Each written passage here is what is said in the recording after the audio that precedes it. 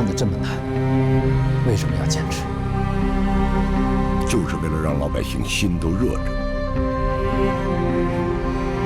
咱们这个职业跟其他职业不一样，都是拿命拼出来的。我当警察为了什么？不就是为了能破案吗？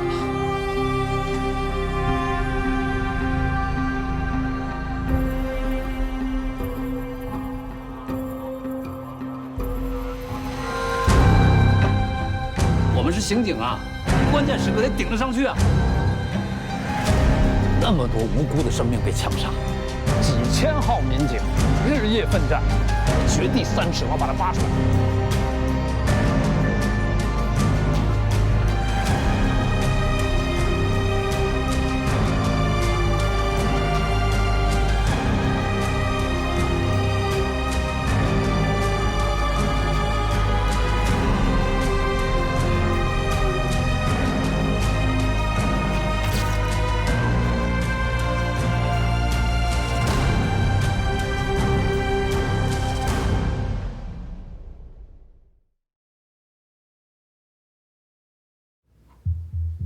他们哥俩以前啊做过短期的倒手这个摩托车的买卖，哥俩比较亲近。另外还有这个陈小秋的弟弟陈晓东也值得怀疑。初二他跟他的母亲到省城去走亲戚了，到现在还没有回来。宋小军儿，我觉着不像，从气质上，这也不像做大案的人。而且没有前科呀。可我认为宋小军这伙人是做大案的材料。几个月前，他们就把这个案子已经筹划好了。几个月前，你们想想啊，一个无名尸摆在那儿，10几天了，咱都找不到尸源。哎，他就在合昌，这本地人，有家庭，有邻居，有熟人，咱们查得那么仔细。筛了4遍网，就算民警他再失误，怎么可能连一个失踪人口都查不着呢？所以这个陈小秋，他去韩国，就是个幌子。陈小秋去韩国是宋小军一个人送他上的火车，所以陈小秋上没上火车，走没走，只有宋小军一个人知道，他们家里并不知道。所以我们在排查的过程当中，到他们家，他们家里人没反应。他们是被蒙在鼓里的。他们潜伏了3个月，才出来活动，这不是一般人能策划出来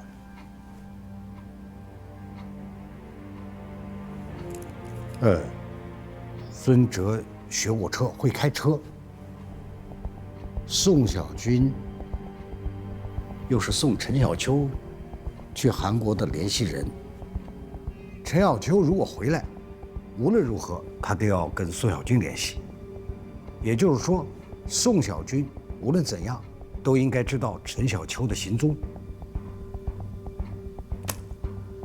那我觉得，得立刻对宋小军这几个人采取行动，不能再拖。我们应该马上研究一下抓捕方案，立刻抓捕宋小军、孙哲、宋小民，把他们都叫来吧。讨论一下那个抓捕行动，但是注意保密，绝不能透露半点风声。是。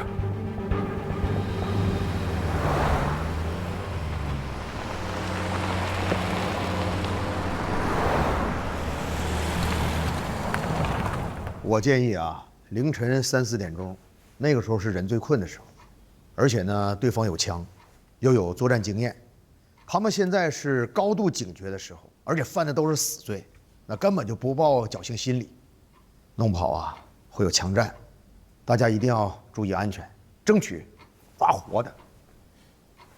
我倒觉得明天凌晨6点半行动比较合适。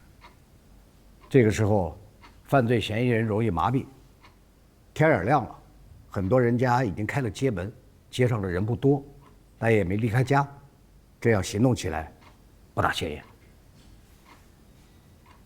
行，可以。我们组成3个抓捕小组，秦川在哪？在这儿，你和杨茂生负责抓捕宋小军。是。胡斌在哪？到。你负责抓捕孙哲。是。肖金东在哪？到。你负责抓捕宋小明。是。明天凌晨2点开饭，6点出发。我要强调一下，天冷，天气预报说今晚要降到零下30度，让蹲守的干警注意保暖。是。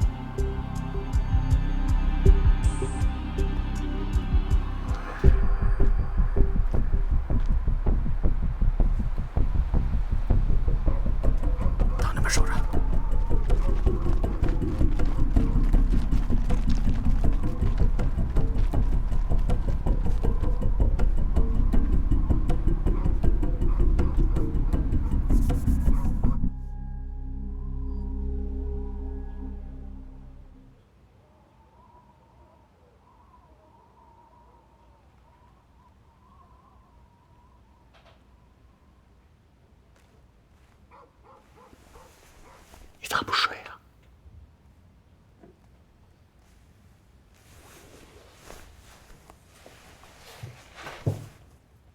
？3台救护车，应该不是给那几个准备的吧？真瘆得慌。当然了，他们手里有枪。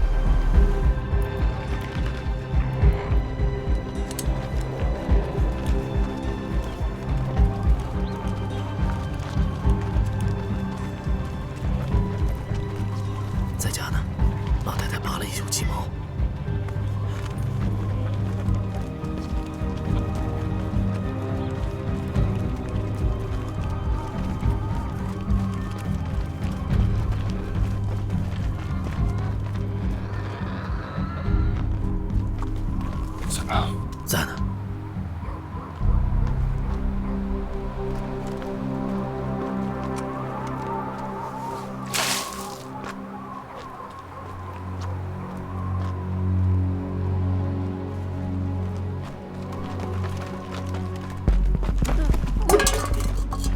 是孙哲媳妇吗？嗯。孙哲在吗？嗯。哪个屋？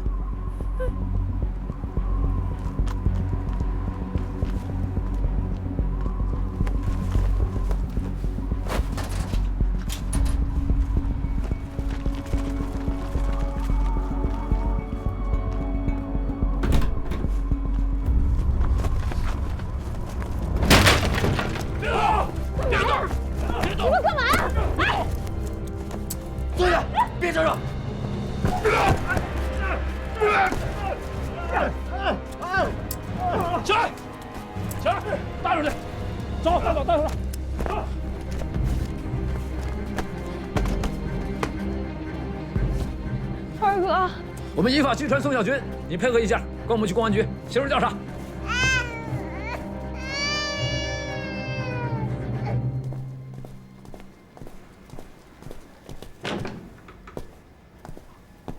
啥都没有啊。枪、衣物，凡是跟这个案子有关的，一件都没有，跟陈家一样。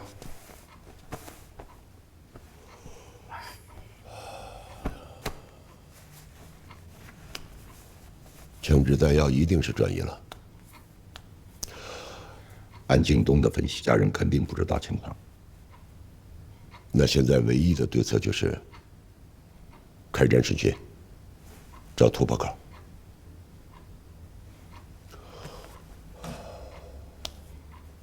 把你们市局预审科的人调来先上，注意啊，对方只是犯罪嫌疑人，注意方式方法，别把子弹给我吐露光了。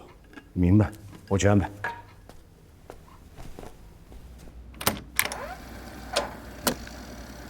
叫啥名儿？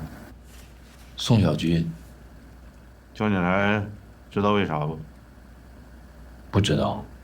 西山矿发生的案件，你知道不？这事儿跟我没关系。别扯别的。我问你啥时候知道的？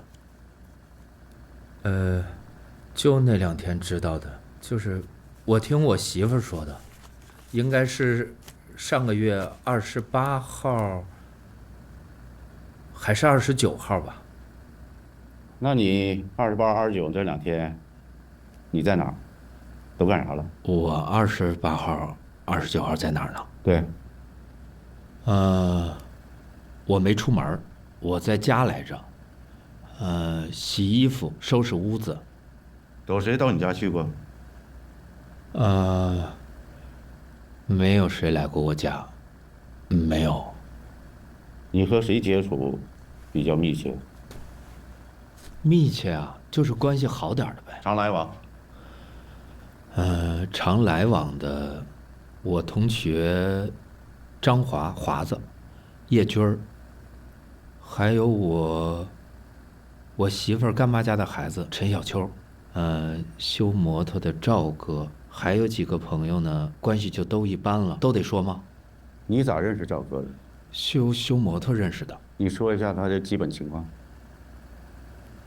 赵哥32、33岁吧，修摩托挺厉害的，在矿里上班。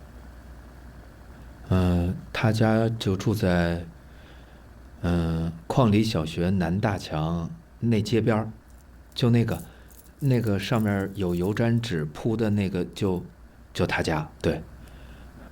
你们俩经常来往吗？没有，我们就有时候接触。上次得是去年9月份，我给我儿子办满月，我把他和陈小秋叫到我家来喝酒来了。后来他又来我老丈人家买过一次白条鸡，一气儿买了4只，我这印象还挺深的。再后来，没有了。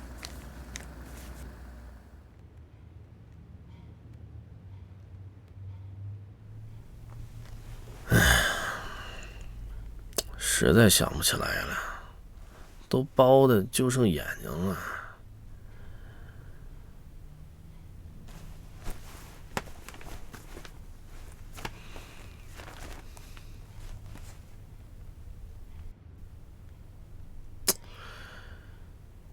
好像是，又不太像。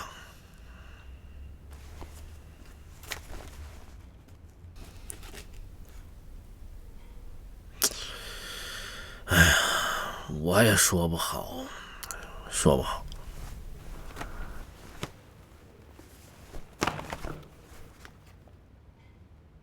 你咋认识陈小秋的？陈小秋啊？对。陈小秋上班认识的。他妈是我媳妇儿干妈。我儿子满月，他不也过来了，喝酒来了吗？后来他10月份又来我家，我去他家喝过一次酒，都是和他家人一起喝的，都在。那你说一下陈小秋的一般情况。陈小秋一般情况啊，个儿挺高，1.8米多大个儿，比我高半头，比我壮，比我黑，就能给我装进去，还有富裕的那种。哦，眼睛就这面，就他这面，你这面嘛，就是眼睛有点斜歪。对。陈小秋他人现在在哪？应该在韩国呢。去年10月份，他说要去韩国打工。临走前请客喝酒，我去了。后来我又给他送到火车站。再后来就没信儿了。就没见过面了就。这期间，他给你来过信没有？没有啊。我有一次我上他家的，我还专门去他家问了一下，问他爸还有他小弟，我说有没有信儿啊？秋子就，没信儿，也没来过信儿。那你媳妇儿为啥要认陈小秋他母亲做干妈？他家没有女孩儿。那是哪一年呢？我得想想。87年吧。我们俩一起上班，然后我们关系就越来越熟了。我带我媳妇儿呢就去他家玩儿，然后他妈一看我媳妇儿又温柔又长得挺好看，就特别喜欢，就说那就给我当干姑娘了，就这么回事儿。他走以后，你和他家人还来往？来往啊。那没事儿，我和我们2口子就去看看他爸他妈。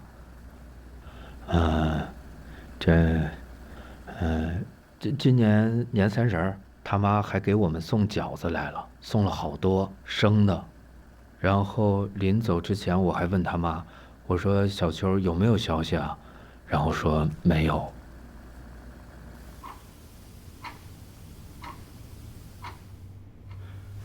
4个人里，宋小军的孩子过满月，只有陈小秋去了。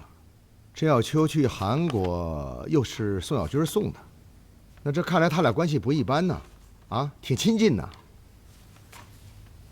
这就有问题啊！这个宋小军没有刻意隐瞒和陈小秋的关系，而且还主动说出了陈小秋的名字。但是这个名字呢，没有排在第1位，承认知道陈小秋去了韩国，却说呢就是一顿践行酒，意思就是不止他一个人知道这事儿啊，而且还特意提到了他不知道细节，说陈小秋去了韩国以后，就再没联系了，这倒给自己洗得挺干净啊！那个陈小秋眼睛有毛病是吧？哦，对，格楞眼是吧？啊，这叫格楞眼啊。对，这差不多都是这意思啊。牙缺吗？缺不缺牙？缺不缺牙？对，问你呢，缺不缺牙？别想说。没注意，那不缺吧？你别好像啊，你们那么熟，缺不缺牙不知道，老在一块吃饭。至少这门牙不缺，就是这几颗肯定是不缺，那里面咱就不知道了。他身上有没有啥记号啥的？比如说纹身有没有？没注意，反正脸上和手上肯定没有。我们平时老在一起的，夏天穿棉袄啊、棉裤啊都穿上啊，夏天啊那还看不见呢。确实没有，没有。最近有没有外地人跟他接触？反正我说这2回没有，肯定没有。那你们俩最近去没去过外地？上外地干啥去啊？没有，确实没有吗？没有。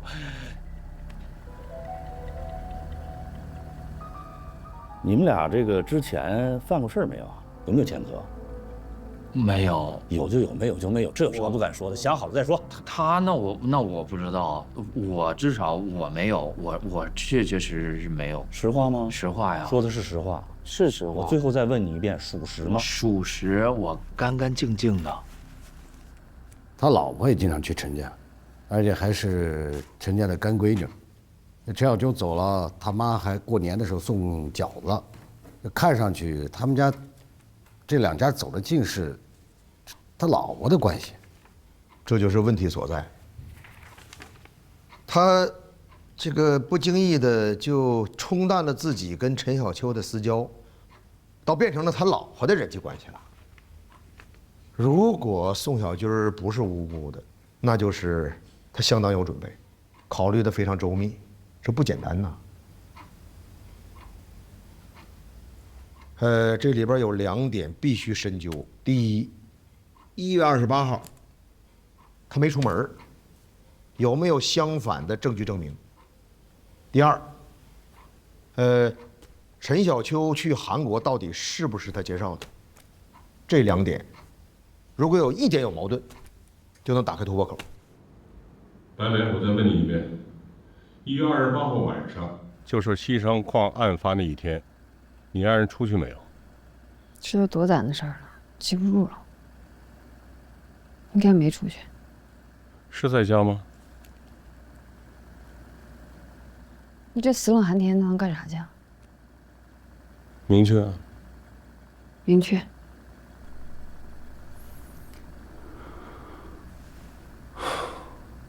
我哥结完婚之后分家了，他在外面单过，我啥也不知道。1月28号那天，你在啥地方？在干啥？谁能证明？1月28号那天，我跟3个朋友打麻将来着，从下午3点就开始，打到晚上9点来钟才散。都谁呀？都是我邻居。知道名字吗？那肯定。你以前好像在西山矿上班吗？是。具体职务？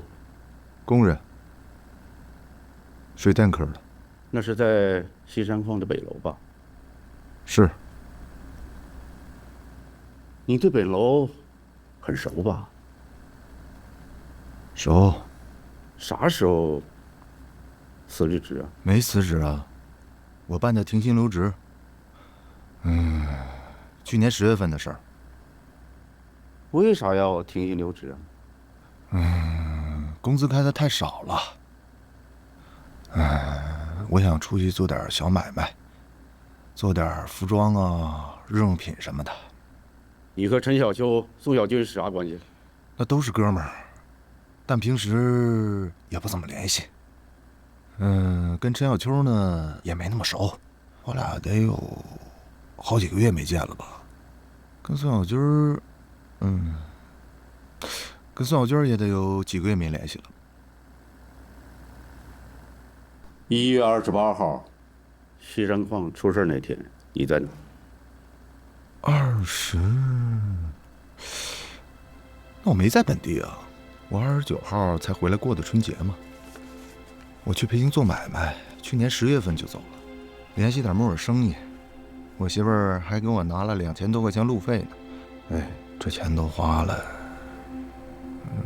最后买卖也没谈成。谁能证明你去了北京呢？我媳妇儿。那除了你媳妇以外，还有谁？也有人能证明。谁？我这不是那个坐火车先到旭城吗？然后从旭城再转车去培兴，在旭城候车大厅遇见个女的，我俩一块儿都是去的培兴。她叫啥名？叫丽丽。她姓啥呀？那我不知道，没跟我说呀。那她在什么地方工作？我觉得好像应该是干那个的吧。多大岁数啊？能有个18、19岁。旭城的。他住哪儿？这我真不知道，他没跟我说呀。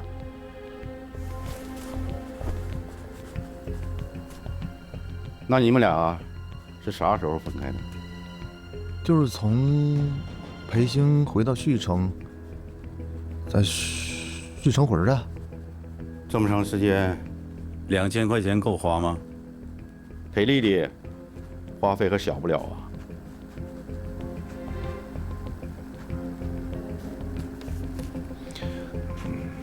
我回来的路上掏了个包，偷了多少钱呢？3000多。过去偷过多少？过去没偷过，这次不都是为了那女的吗？谢霆，潘局，魏叔，这个是宋小民和孙哲的口供。宋小民说，他1月28号晚上跟3个朋友打麻将来着，一直打到晚上9点多才散的，核实过了，情况属实。那这个宋小民的审讯可以结束，但是不能让他走，为了保密啊，先扣在局里。这个审讯记录看，孙哲的心理素质比较差，可以继续进宫。这个他表现的是最慌的，但实际上呢，他把这个作案时间给否定了。我觉得还是得从家属口里争取到突破口。可以。好。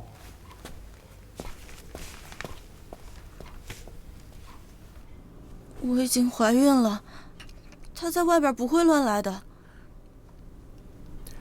你认识陈小秋吗不认识。？1月28号，孙哲在哪儿？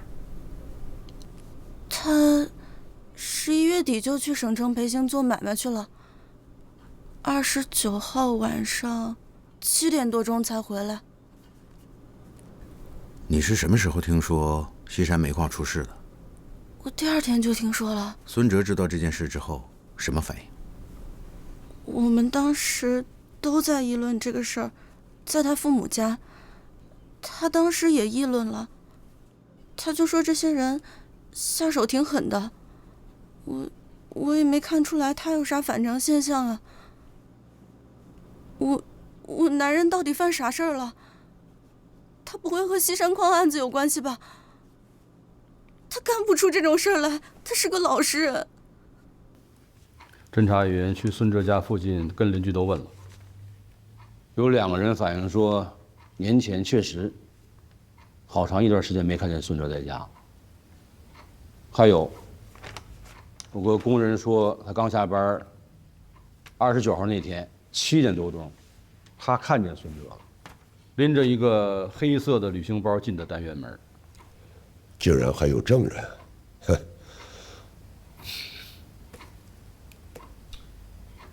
啊，这审了都快1天了，这都下午4点了，这咱们没拿到任何东西啊。咱们审了1轮又1轮，预审科也上了，一直在审着呢。但是大家普遍的反应是疑点在下降。先停了吧。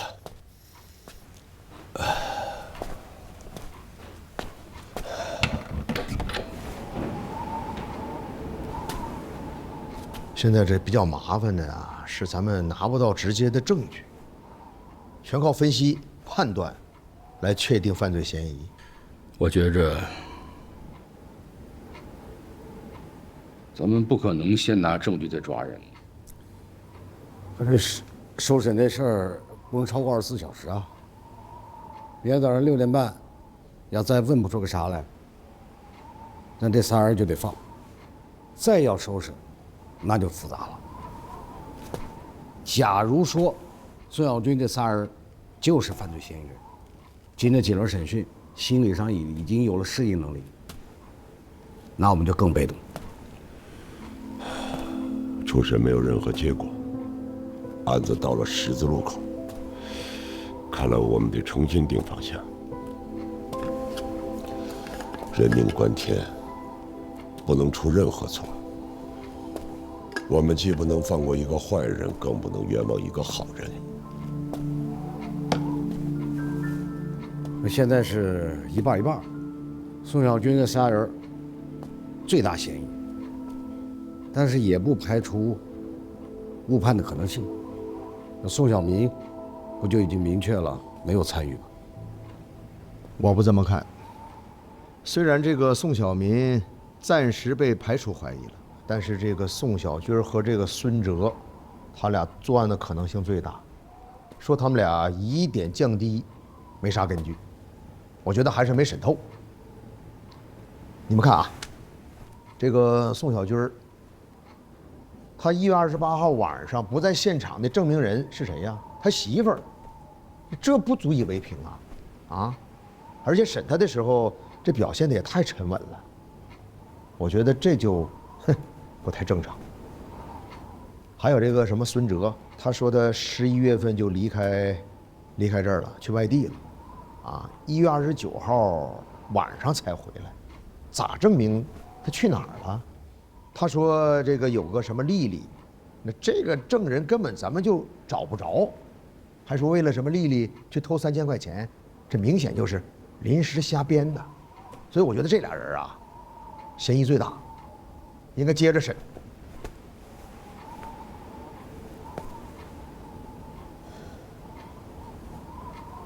继续审，主公带领。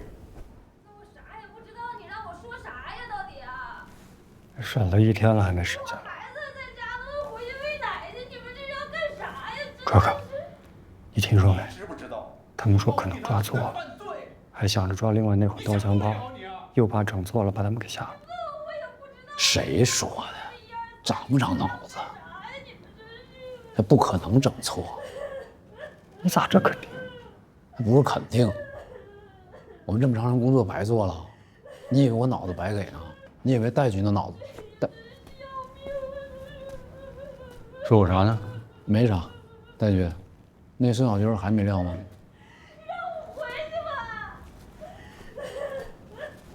小子嘴是真硬。告诉你白灵，哭没有用，你就哭出大天来也不行。你把我哭的是干啥？我啥也不知道。审了半天，啥也没问出来，鬼哭狼嚎的，怎么办？让他回去？回啥回？继续审，今天必须把他给我撬开。哦，戴军，我能试试吗？我认识他好多年了，我了解他。好，让金娟试试。但是我有一个请求，能找人把他孩子抱回来。当妈的见了孩子心会软。你让我回去吧！你把我哭的是干啥？我啥也不知道。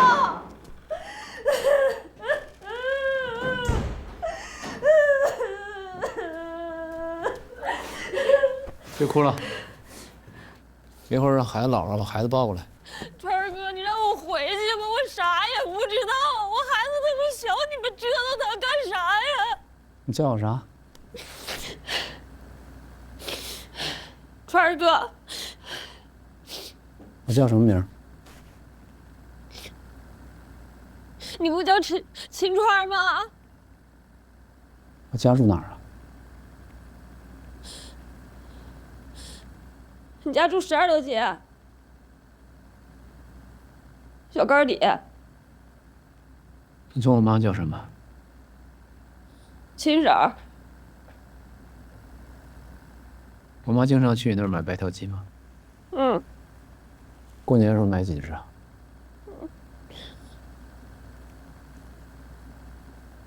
？2只吧，至少2只。我之前在哪儿工作？大山子派出所。大山子派出所。嗯。你除了跟我熟，还跟谁熟啊？生哥，还有高叔。高叔。嗯。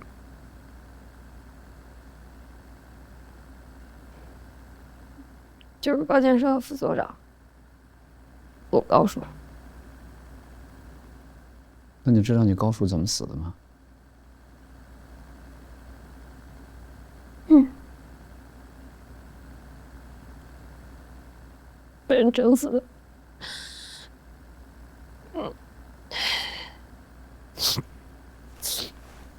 抢了枪，把他给打死了。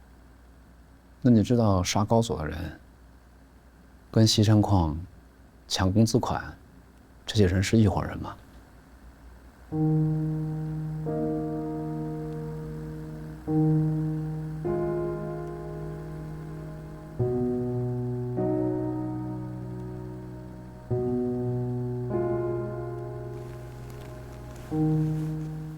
你结婚时候高所去没去？去。随多少钱礼啊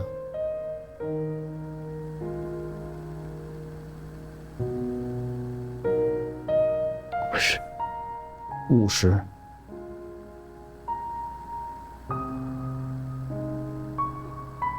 高叔这人虽好，赚100给我随50。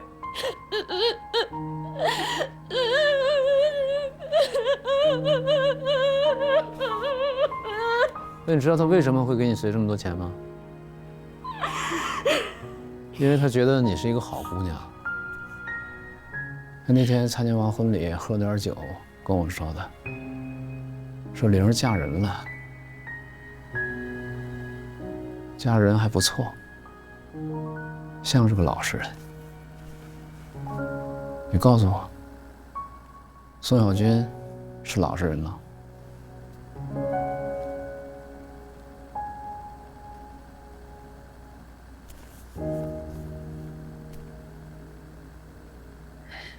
那金戒指怎么没戴啊？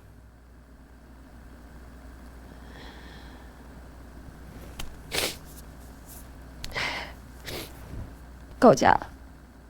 为什么不戴啊？手冻肿了，戴不进去了。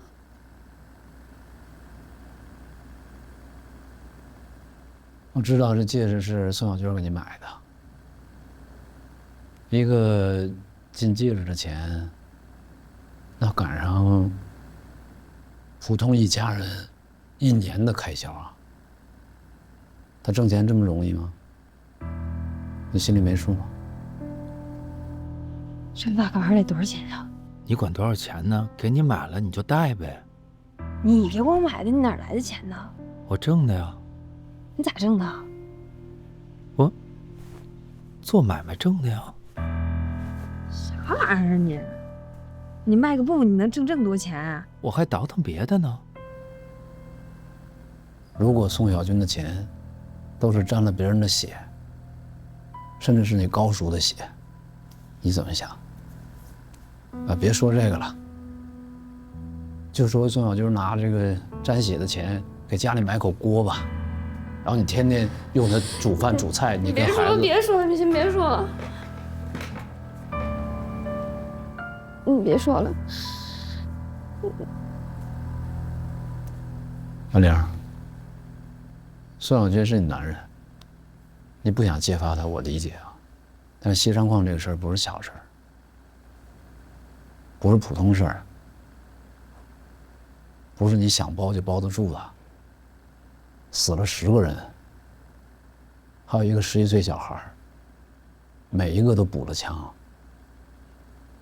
你也有孩子，啊，你能想象一个11岁孩子已经躺地上了，然后拿枪照着脑袋，还补枪吗？坐下，坐下。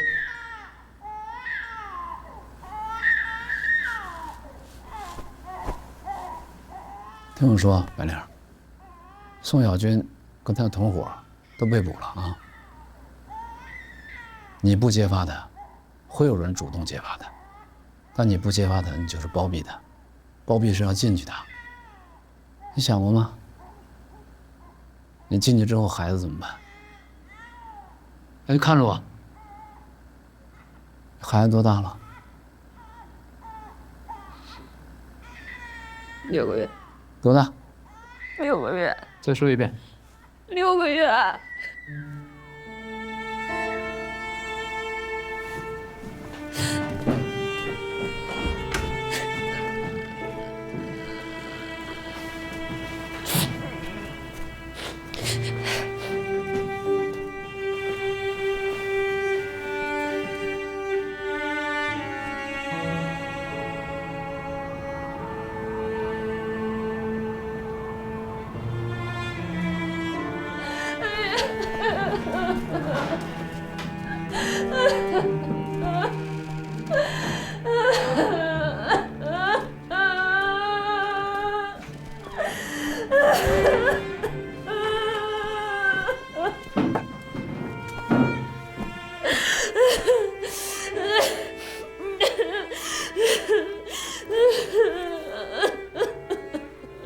了，把你知道的都说出来吧，啊？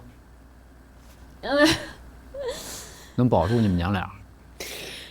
孩子这么小，宋小英他肯定得进去，啊。他不需要你们为他负责，能听懂我这话吗？啊？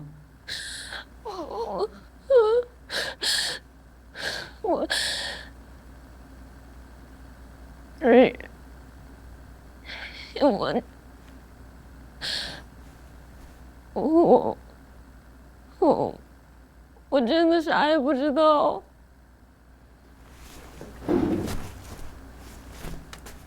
你怀疑过吗？怀疑过吗？我怀疑我。就把你怀疑的讲出来。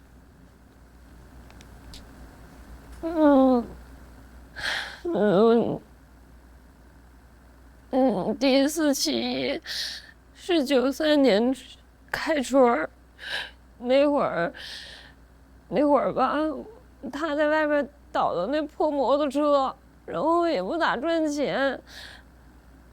我俩那会儿还没孩子呢，过年就回娘家了。我爸我妈给了我500块钱，结果那个过完年没多久，他就说他赚着钱了，然后就带我去了那个惠海，住的那个宾馆挺豪华的，然后还给我买了一个大金戒指。你看你这手，全是疮，凭啥咱不戴这么好的戒指？我这么好的媳妇儿，戴着，戴着啊！赚钱咱也不能这样花呀！你带我来这儿，这每天得花多少钱呀？你又买个这玩意儿，就我这手天天出床子干活的，你看跟大萝卜似的，戴这个格格不入的。哎呀，不要了，你给退回去。退谁呀？我退哪儿去啊？俺买的就退哪儿去呗。急眼了。